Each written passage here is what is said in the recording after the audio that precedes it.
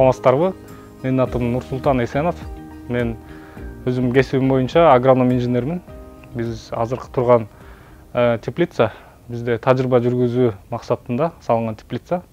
Бул жерде акыркы технологиялар боюнча салынган теплица. Бул жерде тамчылатып сугаруу, жана ошондой эле аба алмаштыруу, жылытуу системалары менен. Теплицада азыркы күндө кыш мезгилинде жашылчалар өстүрүлүп жатат. Бул жерде помидор, бадыраң жана башка өсүмдүктөр. Булар азыр сугаруу, тамчылатып сугаруу системасы менен сугарылып жатат. Азыркы күндө тамчылатып сугаруу өтө актуалдуу болуп жатат. Себеп дегенде тамчылатып сугаруунун өтө көп жакшы пайдалары көп болуп жатат. Ошол себептен тамчылатып сугаруу абдан эффективдүү. Тамчылатып сугаруунун негизги пайдалары бул суудан эконом болот эң биринчиден. Андан кийин тамчылатып сугарууда өзүбүзгө керектүү азык заттарды дагы тамчылатып сугаруу менен чогуу өсүмдүктөргө берүү шарттары түзүлөт. Жана ошондой эле тамчылатып сугарууда биз ар бир өсүмдүккө өзүнчө ар бирөөнүн өзүнүн түбүнө, тамырына сууну бере алабыз. Жана ошондой эле жумушчу күчү көп талап кылынбайт. Бул жерде крандарды ачып туруп эле бизге керектүү жерлерди сугарып алсак болот. Тамчылатып сугарууда жана ошондой эле бул жерде ото чөптөрдүн чыгуусу дагы аз болот.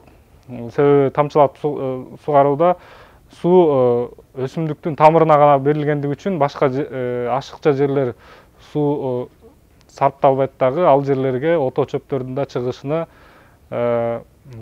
тоскоолдук болот. Ошол себептен тамчылатып сугаруу абдан эффективдүү.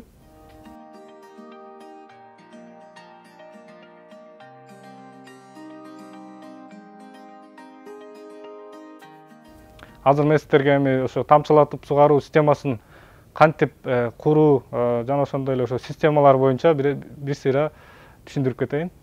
Негизинен тамчылатып сугаруу системасын куруу негизинен өтө жөнөкөй. Аны бардык эле адам кыла алат.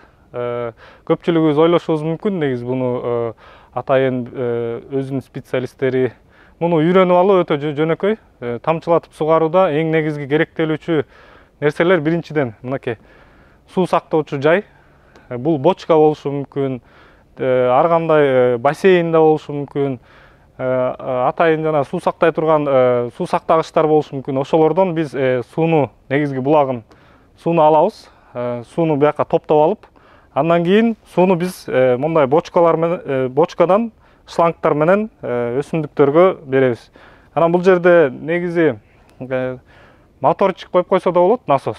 Же болбосо өзүнүн самотек менен, өзүнүн басымы менен дагы бийик жерге коюп, өзүнүн басымы менен сууну өсүмдүктөргө берсек болот. Өзүңүздөр көрүп жаткандай, бул жерде азыр бизде ошо насос коюлган.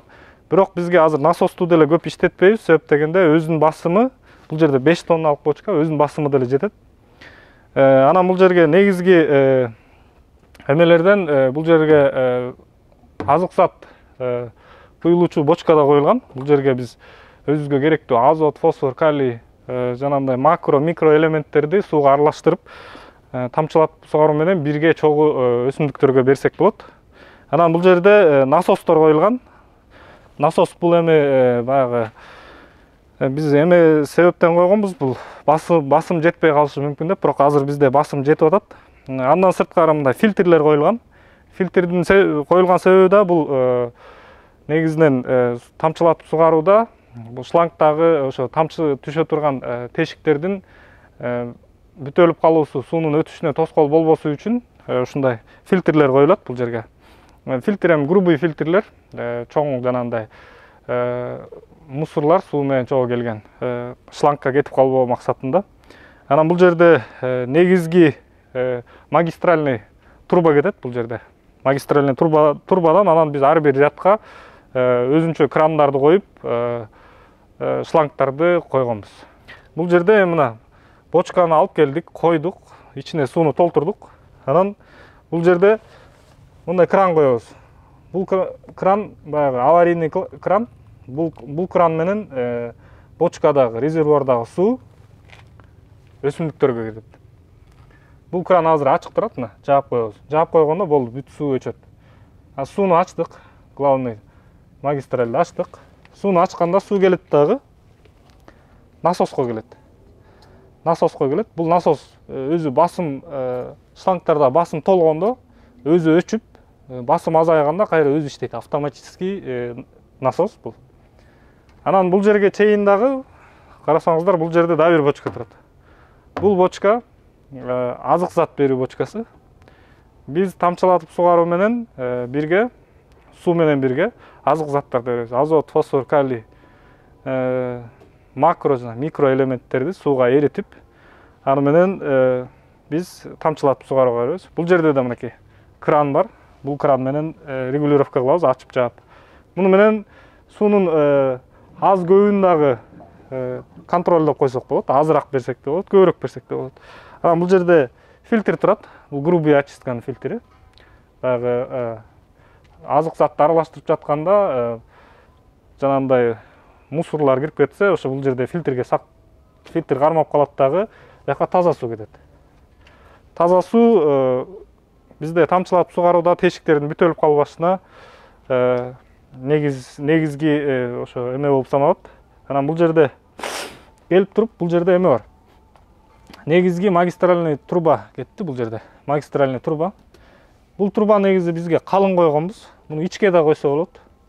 Эми бул жерден мынакей келип туруп, анан бул жерде мына катарларга шлангтар кетип атат. Бул капельный шлангтар. Бул шлангтар Турциядан келген. Өзүнүн даяр тешиги менен. Бул жашылчаларга көбүнчө колдонулат даяр тешиги. Мунун ленточный да бар. Бул биздеги азыр катуусу. Бул жерде биз атайын хамуттар менен крандарды койгонбуз. Ар бир кранды биз контролдой алабыз. Мисалы, бул краникти ачсак, мынакей суу кетти. Бул рядка суу кетип жатат азыр мынакей. Бул ряд кереги жок болсо, мисалы, бул рядта помидор болсо, бул рядта бадыраң болсо, мисалы, бадыраң көбүрөөк сууну талап кылат деп, бадыраңга ачып койсок болот, помидорду жаап койсок болот. Мынакей эми буну жаптык. Муну ачсак эми буга кетет. Ушинтип контролдой беребиз. Суу негизи бул ленточный шланг менен өзүнүн тешиги бар мына. Бул шлангтарга басымдын деле өтө көп мааниси жок. Негизи бул шланг толуп турса эле суу тамчылай берет. Бардык жагына бирдей тамчылайт. Абдан жогорку басым же болбосо андайдын деле кереги жок. Жогорку басымдар көп жерлерге же болбосо жанагындай бакчаларда басымды туура эсептеп, ошо басымга жараша шлангтарды кое бериш керек, же болбосо насос коюш керек басымга жараша. Эми мынакей бул жерде рядтарга кеткен аягына чейин. Биз эми бул жерден ачабыз краникти. Краниктерди ачып, бул жерде краниктерди ачып болду. Ошо менен жумушчу күчү дагы талап кылынбайт. Мисалы, могул бир жатты сугарыш үчүн бир киши аягына чейин контролдош керек болмок. Мисалы, арык менен сугаруу болсо, бул жерде бир киши 10 сотыкты өзү эле бир кранды ачып эле сугарып кое алат. Жеңил. Мен азыр сиздерге тамчылатып сугарууда колдонулчу каражаттарды көргөзүп кетейин. Бул жерде мынакей. Биринчиден сиздерге азыр бул ПВХ шланг. Бул диаметри 16-лык шланг. Бул шлангты биз көпчүлүк учурда бак дарактарды тамчылатып сугарууда колдонобуз. Бул шлангда өзүнүн атайын тешиги болбойт. Бул шлангка биз моундай болгон форсункаларды колдонобуз. Бул өзүбүзгө керектүү өлчөмдө, мисалы, бактардын катар аралыктары канча болсо, ошого жараша бул форсункаларды тагып кое алабыз да. Бул форсункалар дагы тамчылатып сугарууда колдонулат. Булардын өзүнүн тешиктери бар атайын. Муну биз тешип, өзүбүз каалаган өлчөмдө кылып коюп алабыз. Бул көпчүлүк учурда бак дарактарда, алма, алмурут жана башка бактарды сугарууда колдонулат. Ал эми экинчи шланг, бул шланг ленточный капельный шланг деп коет, орусча айтканда. Бул шлангда атайын даяр өзүнүн тешиктери бар.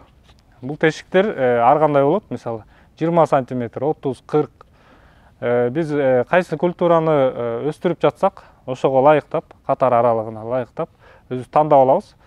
Буларда атайын өзүнүн фильтрлери менен даяр тешиктери бар. Булар анан ленточный. Бул дагы жакшы колдонулса 3-4 жылга чейин колдонсо болот. Муну жыйнап кайра кийинки жылга да колдонууга болот. Бул шлангдын жакшы жери, бул шлангга өтө баягындай басымдын деле кереги жок. Анан буларды биз момундай болгон атайын өзүнүн крандары менен кошобуз. Бул крандар негизги магистральный трубага кошулуп, ал трубадан бизге канча шланг, канча катарыбыз болсо, ошо катарларга крандарды коебуз дагы. Анан ар бир катарга бул шлангдарды чоюп алгандан кийин мындай кылып эле кошуп туруп негизги шлангга туташтырып салабыз. Бул ушундай болуп туруп өсүмдүктөргө момдайынан болуп жатат. Бул жерден негизги магистральный труба кетет. Ошо булардан анан өсүмдүктөргө керектүү сууну бере беребиз. Анан бул жерде негизги магистральный труба көпчүлүк учурда 32-нчи труба колдонулат. 20-нчы трубада колдонсо болот. Андан ичке трубаларды колдонууда бул жер мешайт этип, тоскоолдук жаратып калышы мүмкүн. Ошол себептен 20дан өдө трубалар колдонулат. Биздин өзүбүздүн жерибиздин канчалык чоңдугуна жараша трубанын калыңдыгы дагы өдө көтөрүлүп кете берет. Андан сырткары бул жерде дагы мындай эмелери бар, резиналары. Бул жана уплотнитель деп коет. Буну тагып туруп, биз магистральный трубага такканда, бул сууну кой бербеш үчүн ушундай резиналар да бар. Бул каражаттар азыр Кыргызстанда бардыгына эле жеткиликтүү. Базарларда ар кандай жана айыл чарба товарларын саткан магазиндерден тапсак болот. Өзүңүздөр билгендей, тамчылатып сугаруу негизинен Израиль өлкөсүндө, Турция өлкөлөрүндө жакшы өнүккөн. Ошол жерлерден келген каражаттар булар. Буларды азыр Кыргызстандын бардык жерлеринде эле жеткиликтүү болуп калды. Ошол негизги колдонуучу каражаттар өтө жөнөкөй. Үйрөнүп алса бардык адам жасай алат деген ойдомун. Мынакей сиздерге кантип тамчылатып сугарады шлангды кантип кошобуз, ошол жөнүндө бир аз маалымат бере кетейин. Бул жерде биздин бул эми атайын көргөзмөгө шланг алдык. Бул шланг 32-нчи диаметрдеги шланг. Бул шлангды биз негизги шланг деп алабыз. Бул магистральный шланг. Буга бизге ар бир жатка кете турган суу келет. Анан бул шлангга мындай тешип алабыз атайын. Буларды атайын тешүүчү аппараттар менен дрель, шуруповерт сыяктуу атайын насатканы салып тешип алабыз дагы. Анан бул краныбызды алабыз. Бул кран ар бир жатка коюлат. Бул атайын даярдалган тешикке мындай салып алабыз дагы. Анан биягда өзүнүн фиксатору бар. Ошо менен бекитип алабыз. Өтө жөнөкөй мынакей. Тез. Муну бекитип алабыз дагы. Мында мисалы 5 ряд болсо 5ти мисалы. 5ти тагып алабыз. Анан бул ленточный шланг азыр. Ленточный шланг. Муну көрүнүп жатса, бул жерде тешиктер 20 сантиметрден. Бизге мисалы өзүбүздүн культурабыз катар аралыктагы 20 сантиметрлик өсүмдүктөргө коюп жатсак, муну алабыз дагы. Бул жерде краникке туташтырабыз. Муну ысытып дагы кийгизип алсак болот. Мынакей муну киргизгенден кийин фиксатор менен карматып коебуз. Болду, бул чыкпайт эми.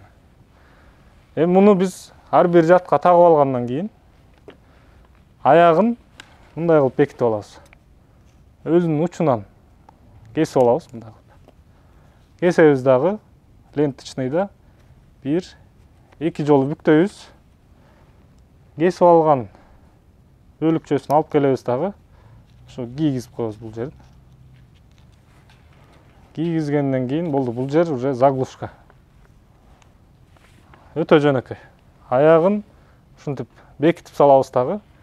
Эми бул жерден суу келгенде кранды ачтык, суу тамчылайт. Булардан. Окей. Өтө жөнөкөй.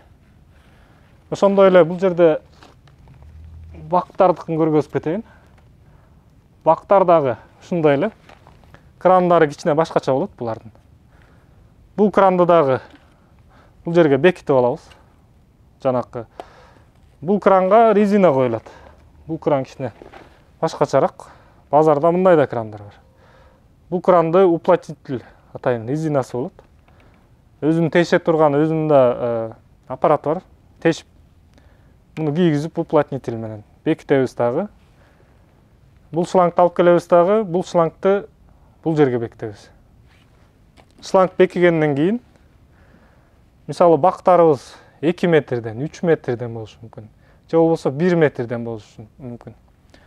Ошол себептен биз буларды өзүбүзгө ылайыктуу кылып тешип форсункалар тагып коебуз. Бир бакка 2-ни, 3-тү, 1-ди өзүбүз каалагандай өлчөмдө тагып, өзүбүз каалагандай өлчөмдө санда тагып алсак болот. Өтө жөнөкөй булар. Үйрөнүп алыш өтө жөнөкөй. Бактарга коюлуучу шлангдын аягын кантип бекитебиз заглушканы. Бул да өтө жөнөкөй. Мынакей.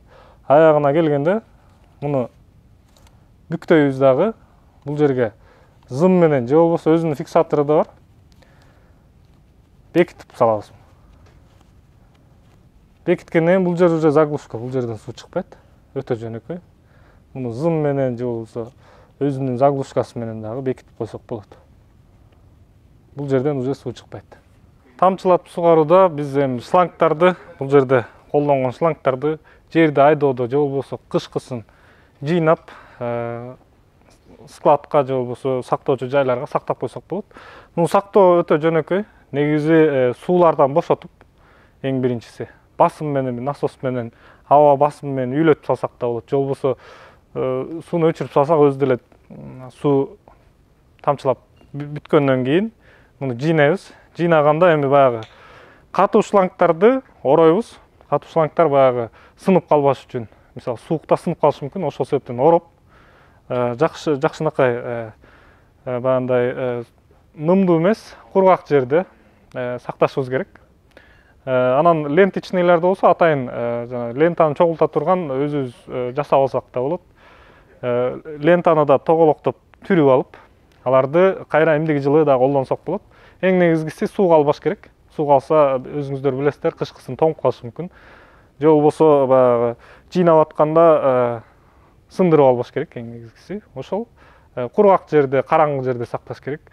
Бул постоянно да баягы күндө тургандыктан күн менен негизи кургап, ошолордон эле эскирип кетиши мүмкүн. А так мисалы катуу шлангдар 5-6 жылга чейин, 10 жылга чейин колдонсо болот, жакшы сакталса. Ал эми ленточныйлар болсо 2 жылдан ал деле бир 2 жылда 3 жылга чейин колдонсо болот. Жылына жаңы сатып албай, ушуну бапестеп, жакшы сактап 4-5 жылга чейин колдонсок болот.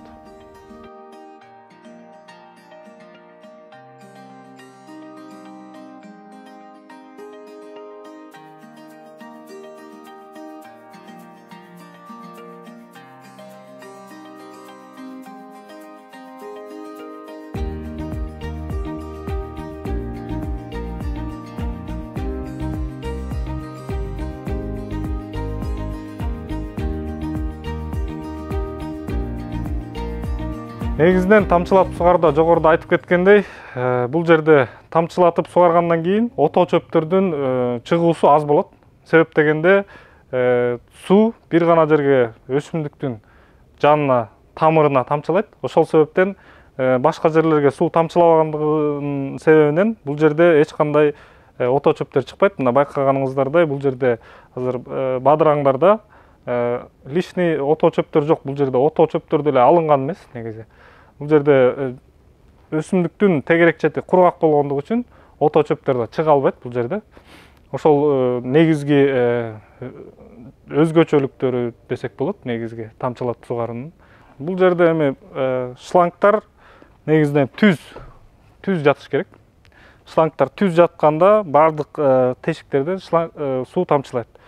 Эгерде мисалы жер шарттары ар кандай болушу мүмкүн. Ошол жерге биз эңкейишке каратып шлангдарды ташташыбыз керек. эгерде биздики аяк жагы өйдө болуп калса, анда аяк жагына суу жетпей калышы мүмкүн. Ал жерде басым менен биз контроль кыла алабыз. Эгерде мунун аяк жагы бир аз өйдөрөөк болуп калса, биз значит басымды бере турган насос коюшубуз керек болот. Ошол себептен биз жер шартына жараша болушунча эңкейиш жерге карап шлангдарды түз жаткандай кылып ташташыбыз керек.